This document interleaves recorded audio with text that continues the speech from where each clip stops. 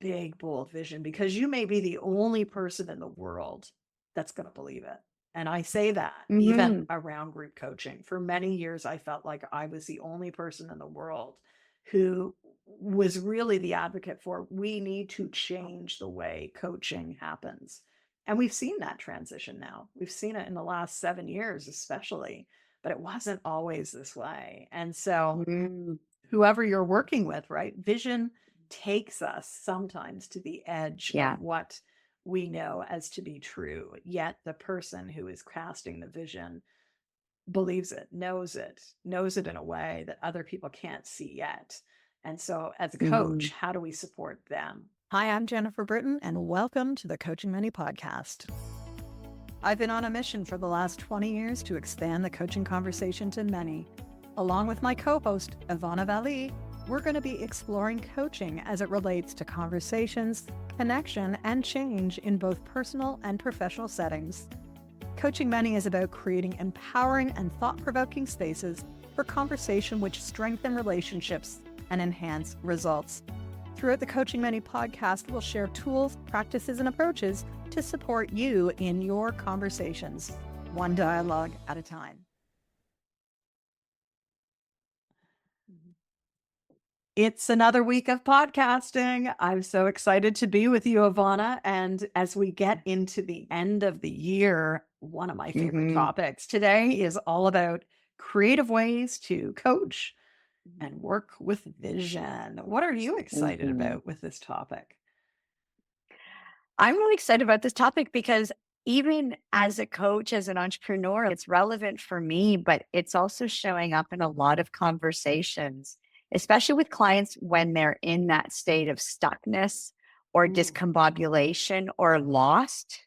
And Mhm. so this topic is really relevant because it can help our participants to really anchor and keep that momentum when they're connected, when they've bought into that idea of their vision. So Mhm. yeah, I'm super juiced. And also because I'm going to share something that I'm playing with as Woo. a new tool for vision. Yeah. That is amazing. That is amazing. Well, I think our listeners today are going to love this episode. You could find this at any time during the year, but I think as we start getting into year end or even end of quarter, this is where vision often pops up, as you said, Ivana, at any time, because coaching is Yeah. really a process of change. We're helping people move from where they are to where they want to be. And an integral part of that in many coaching models, and I would assert in all the coaching that I do, it is about helping the client or plural clients set that vision. And when we're doing this in a group context, wow, I think it is Hmm. really interesting to notice how there is such diversity that shows up in terms of how people want to set a vision. And then when we're working with a team, it's really about helping that team harness their collective energy and alignment to set one vision, but perhaps with many layers. So we hope that you're going to Mm. listen in today. We're actually going to use one of the vision sort of tools or frameworks that I like to use, which is the 5 W's and an H, to help us explore the what, why, where, when, who, and Mhm. how. And that's the 5 W's and an H. Very simple facilitation technique, yet it helps us frame something that can have so many different layers. So, thoughts before we get started into what's a vision? I think maybe that's a starting point. How do we define Yeah. vision? Yeah. So, Yeah. I want everyone to bring to mind sort of work that they're doing right now, conversations that you're having, whether it's one on one with groups or with teams. And my guess is you're probably touching on vision more often than you think about. I like to use an old Seneca quote, and Seneca was a Greek philosopher in near the beginning of, like in AD 79, I think. Mhm. And so he had a very non-genderized, I'll create a bit of a rework of this phrase, but it really is, he said, unless you have a direction, you're not going to go anywhere, right? You need to have that direction in order to aim and in order to focus your resources.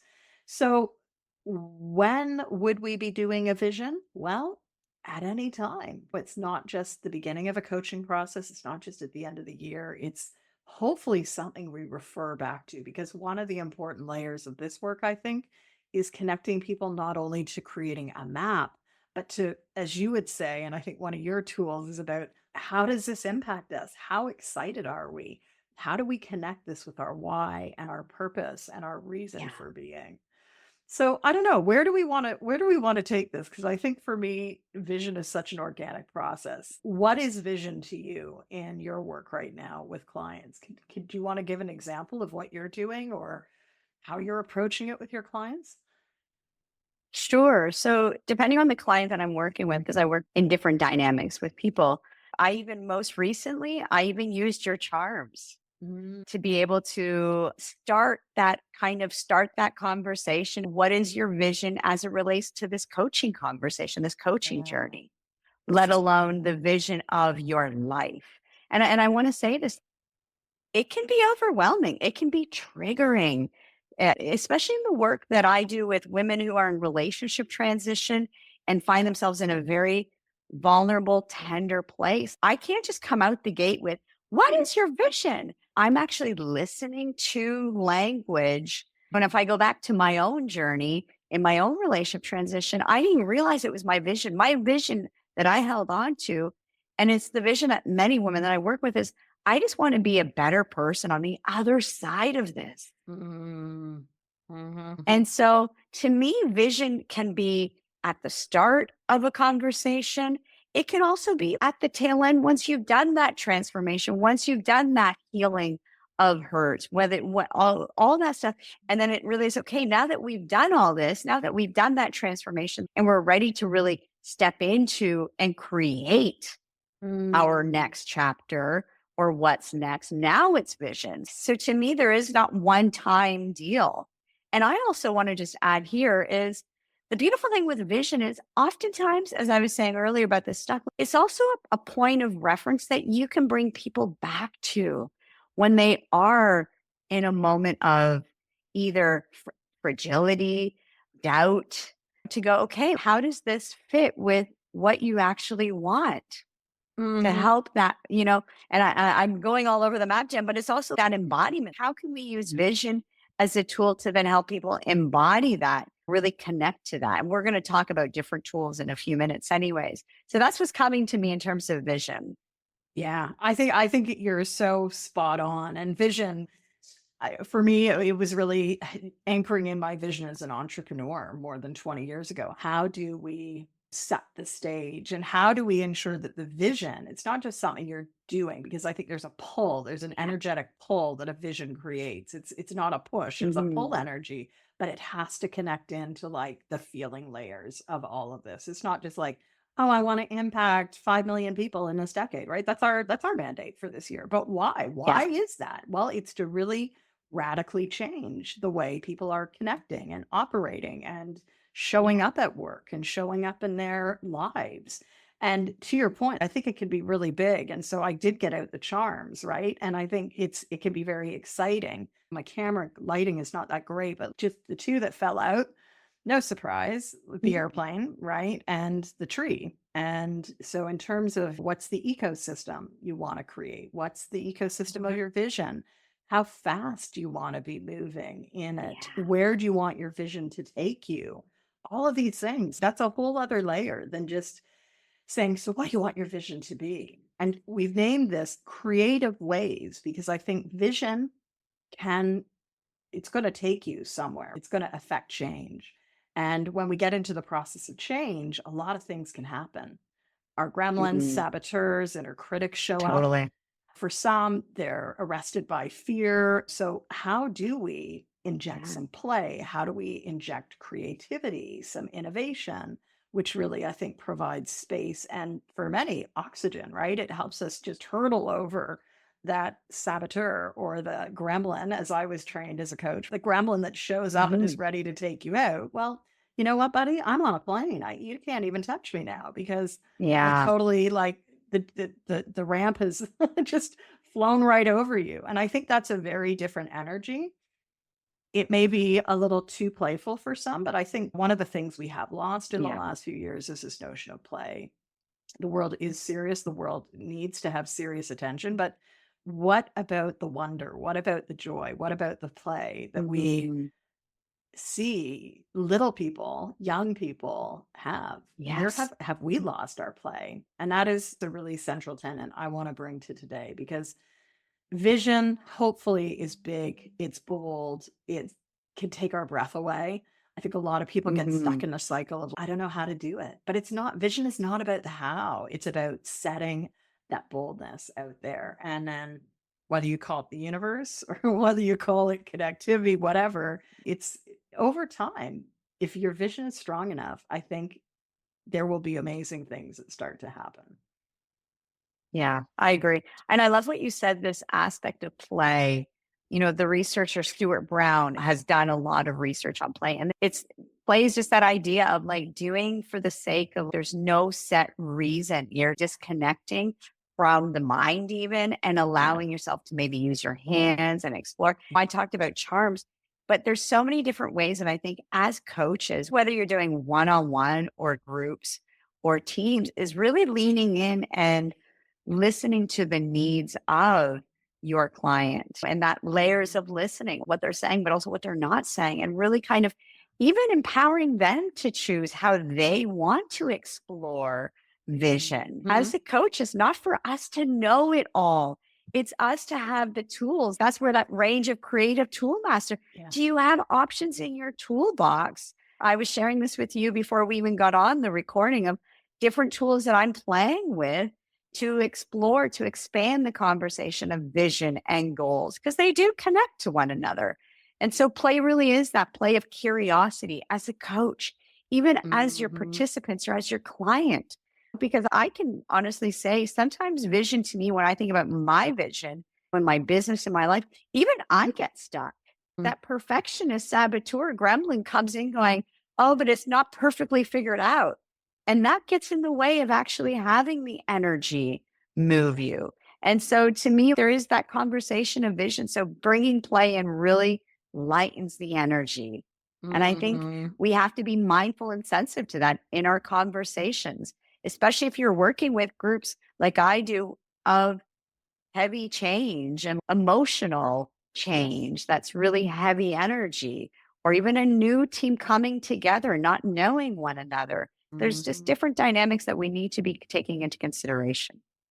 Absolutely. And maybe it's time for a story. So I'd love for you in a minute to share this emotional, layered vision piece, because, like, we've talked a lot about the what, but what do you do? What are the ways we could approach vision? And last week I was speaking to an ICF chapter, and I think I can name them. I think they're happy to have me name them. So I was with the Central Florida chapter, and Central Florida has Mm, gone through the buffeting of the hurricane. A lot of them are having to yeah. work with Wow. vision and helping people reimagine, what can the world look like? What can your home look like after things Mm, are really impacted by hurricanes? And so I think this is where I first fell into the power of vision, actually, more than 25 years mm, ago, in my former world of work, of like, how do we reimagine, reinvent entire nations that can be almost yeah. obliterated? And this is where I want you to share yours, but one of my favorites really is the visual tools. So I open my conversation sparker deck. These are cards Of that we course. have had, of course, for the last decade. I always like to see what comes up. So I cut the deck. Mm, Here's one of the questions: what's another perspective? And I think one of the things yeah. we want to think about in vision work is, what's another perspective around this? What's possible? So we do want to have people in a mindset that they can be ready to Mhm. vision, because when things are too heavy, it's really, really hard. But once we get there, I liken, and no surprise, not sure how this showed up, but here's one of the conversation sparker cards. These are old Yeah. apothecary jars, or actually, they were my father's jars because he was a druggist, a pharmacist. And what I love about these, and sort of it takes me back to being a little kid working in the pharmacy with him in the summers. And I would watch him mix all these, this is old school now. Like, you would mix all these different Wow. compounds together and sort of be like, ooh, what's going to come out here? But that's a vision, right? Vision is about taking a little Totally. of this, a little bit of that. And whether we're writing it out in a journal or doing a Pinterest board or even a Canva, canvas. That's sort of one that I want to sort of plant Mhm. the seed for coaches to maybe explore with their clients this year. How might you activate that visual tableau of what you want to have as components in your vision? Because, like the jars, it doesn't have to be all one thing. You can mix a little of this with a little bit of that and something else. So that's what comes to mind. That's the tool that I want to, again, think about how we can use cards. I would say Mhm. maybe 50% of the time when I'm working with a team, I'll bring this deck, I'll bring some of our other decks. I might bring Visual Explorer from Center for Creative Leadership. And I've used it with traditional teams, but I think some listeners might be, oh, but not everyone's going to get into that, Jen. Well, I've used it with provincial police officers, a group of 300 people in an auditorium, and put out my visual cards. They loved it. I think so Mhm. much of this is, how do you want to approach it? I think also of a team that was in legal services. And actually, I brought them into their retreat years ago, the visual cards, and said, okay, what's your vision? Pick a card as a team member to sort of reflect where you are now, where you see the team to be right now, and pick another card to reflect where you want this team to go. And Mm. it might have felt like, ooh, did you really do that? Like, isn't that a little too woo woo? And you know what? I had people come up at sort of the coffee break and say, thank you. Thank you for bringing something with, like, that I could actually lean into, something that I could touch, something that I could speak to. Because I, as a professional in my work, I get very frustrated. This is the client saying, I get frustrated when I get asked these big questions and I have no idea where to Yeah. go. This allowed me to lean into something. So I'd leave that. You've probably heard me say this in our training here at Group Coaching Essentials. You may have heard me talk about it on the podcast, but what is going to invite people into the conversation? Because creating a vision is a big, bold something, and not Yeah. everyone is ready to be bold, and that's okay. So we got to meet them. And I think visuals are a way to meet people. Absolutely. And it's also, I'm just going to add to that before I bring myself in. I think it's also a way to build that trust, that connection Mhm. as a coach, being very sensitive to where the group is, the team Yes. is, and allowing, and we use this language in our training, inviting people into the conversation, of allowing people to participate at the capacity that they can. Yeah. And as you've said, and as we know as coaches, we're really here to really support that change, that transformation, whatever language you Mhm. use in your own context. And so it is important to think about and have different ways. And that's why, like I said to you just most recently, I used your charms Yeah. because it was a very easy way. Working with the client that I was working with, I thought, okay, this will be good because sometimes people are very intellectual. And like you said, Mhm. it allows a different metaphor, touching, even the charm, like the somatic of It's a it. somatic. It's really powerful. So, Yeah. so Love it. building So off yeah, that, talk yes. about, like, what's something you've gotten jazzed by and are finding some interesting experiences with. Yeah. So I'm kind of exploring it both for myself, but also then to integrate in my coaching and in my group coaching is this whole approach of the Activate program and really building my range. I realized that I need to put some more intentionality around goals and circling back with goals.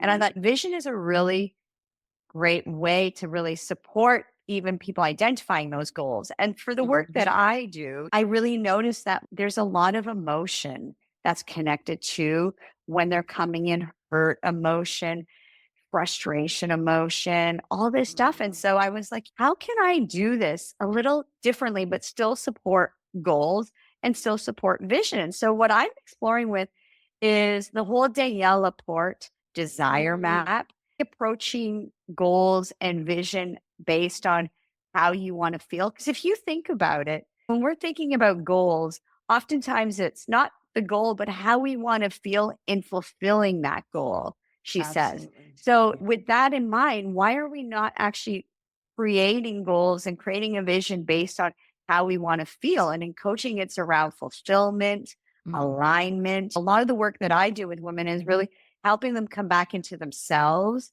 after they have put so much in the outer world, whether it be professional and they're transitioning out of professions or even relationships. They've given so much to their families, their spouses, their parents, and they've disconnected to who they are.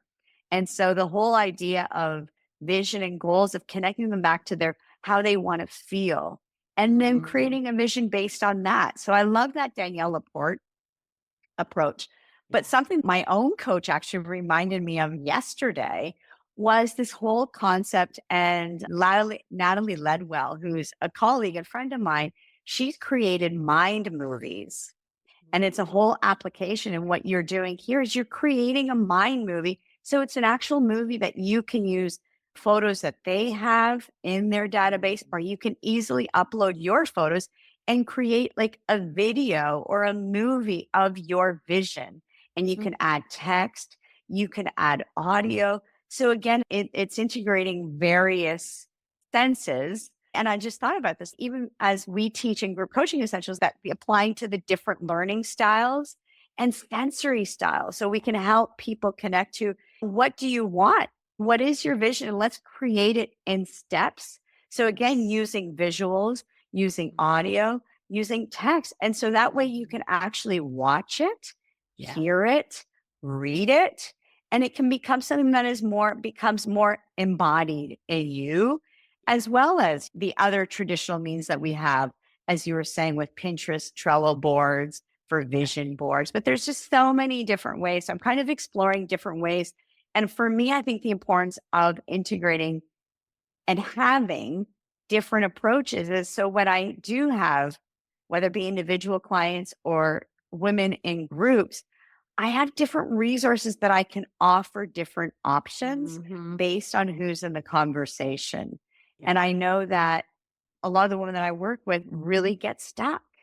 They don't even know what it means to have a vision outside of what they've, like, we're often healing the vision that is no longer.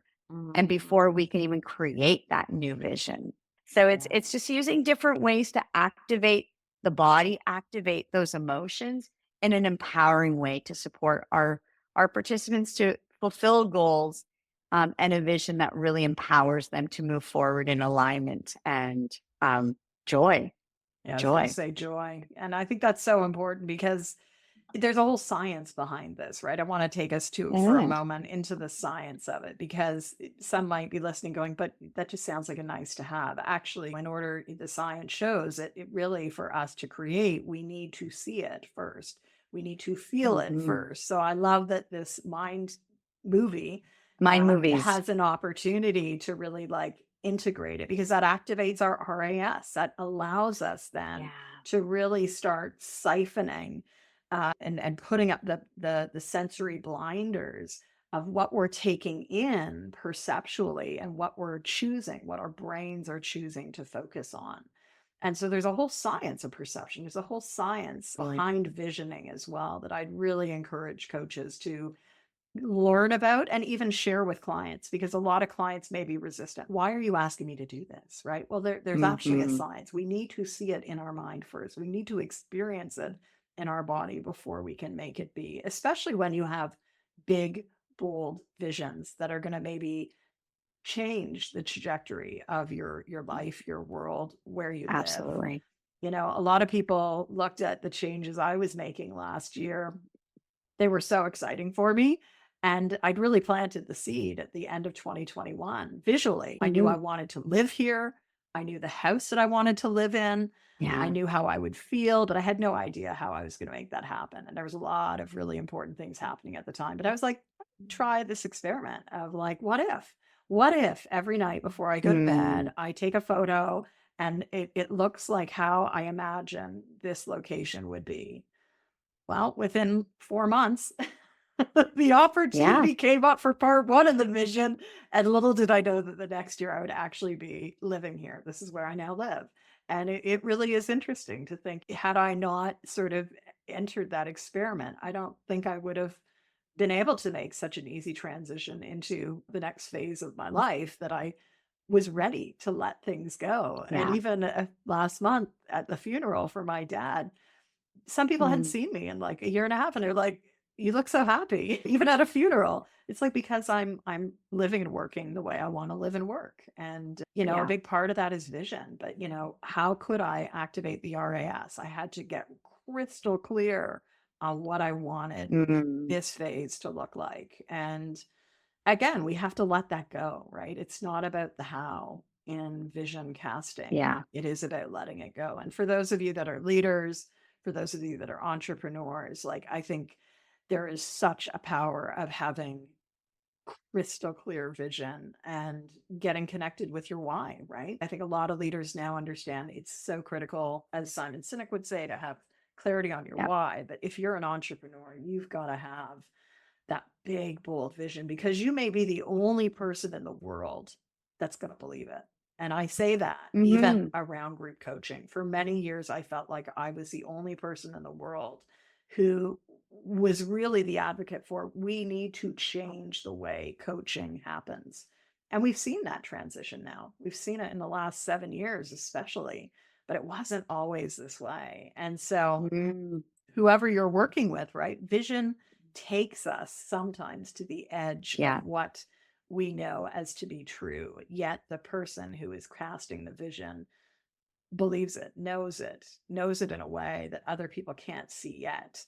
And so, as a Mhm. coach, how do we support them, whether they're an individual, whether they're in a group, or whether they're part of a team that is changing the way the world is? And it's exciting. Yeah. You've said so much that we could probably spend another 30 minutes on what you just said, but if I can highlight a couple of quick things, is I want to just reinforce this whole thing of vision is not the how, it's the what. I think that's really important. And yes, I'm going to bring in when the vision board and the mind movie and all this stuff. What I know for sure, and I even noticed this because I was building my mind movie yesterday around my vision, Jen, is my energy, my belief of my vision started to shift. It was late at night. It started to shift because I was seeing how it was coming together. Yeah. I don't know the how it's going to come together, but even that deeper embodiment of that. And that's the space that we as coaches are here to create. Yeah. This is the space we're here to have and create. And when you were talking about your house, like I remember being back in Barrie, going through my transition, even before the transition, and having a vision of palm trees. And I was convinced it was going to be Florida 6 months of the year. And I live in a city where there's palm trees. I would have never have predicted or never have known it would be Italy. And so Oh, that there's the that piece magic. of like the magic and allowing the magic and creating the magic. And I'm one last piece, and I think it's important is when you were saying like it's this whole piece of like a lot of people aren't going to necessarily believe or buy into your vision, and it's your vision to believe and buy into. Yes. And a lot of the work that I do with women is around their worthiness and do I deserve to be happy, and what does the next chapter look like for that?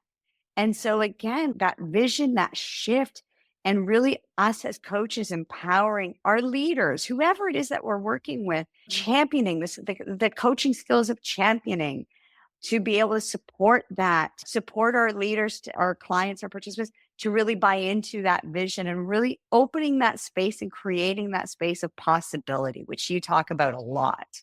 And I think it is important to bring in the science of it to our participants, whether that's in our pre-work to help them buy into the work that we're doing together, whatever that is. Well, all I feel since today is creative ways, right? Creative ways to work with vision is we want to invite you to think about what would expand your toolkit. What would it also be a little bit different? What would expand those edges?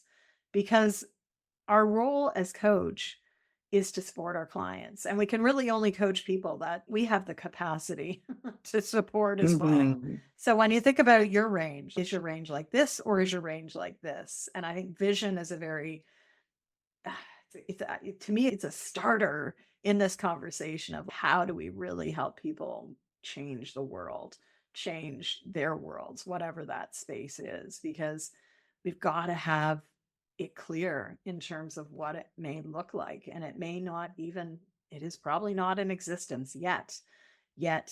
How do we support our clients in really having the belief, having the trust, Mhm.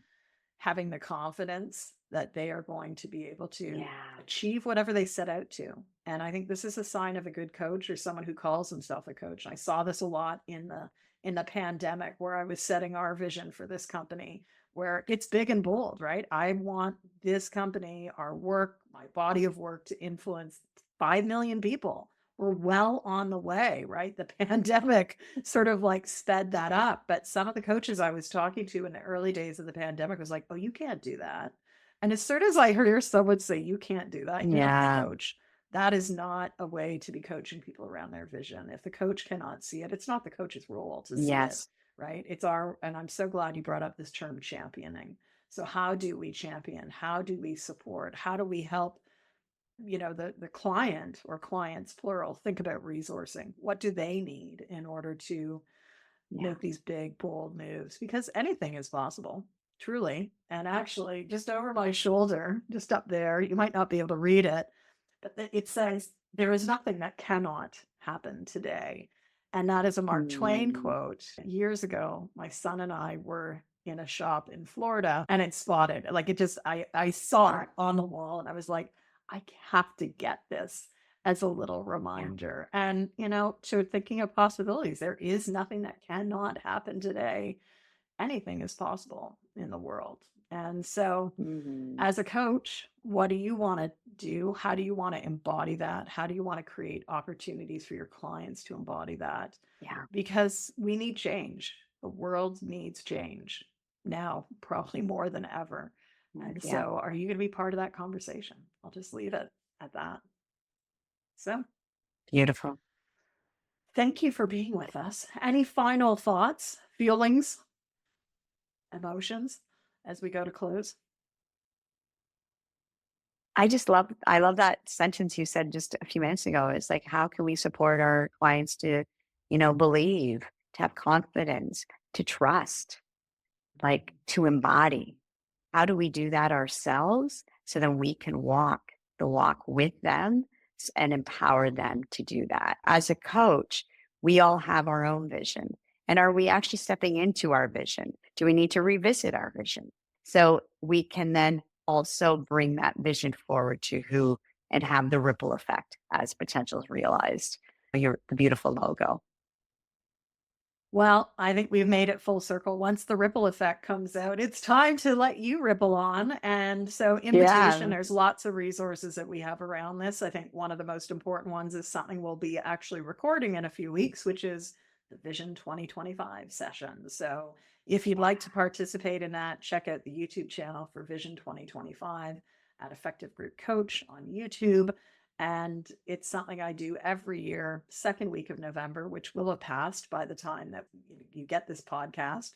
But I hope that you'll go through that process with us, see what you like. It's yet another way of reflective pause to help people really do some vision casting. And I want to invite you to approach it perhaps from a really big and bold lens. Anything is possible. And so, what's going to be possible for you as you step into a new year? And with that, thank you for joining us on this journey. We're almost at the 6-month mark of this podcast, and we hope that you're enjoying it. I know I enjoy sitting down with you, Ivana. Thank you for this engaging, enlightening, fun, playful conversation of vision wherever you are, in your programs. It's always something you can add. Absolutely. Well, we hope you have fun. Inject some play, see what happens. And we're going to see you on an upcoming episode. Thanks for joining us. Take care.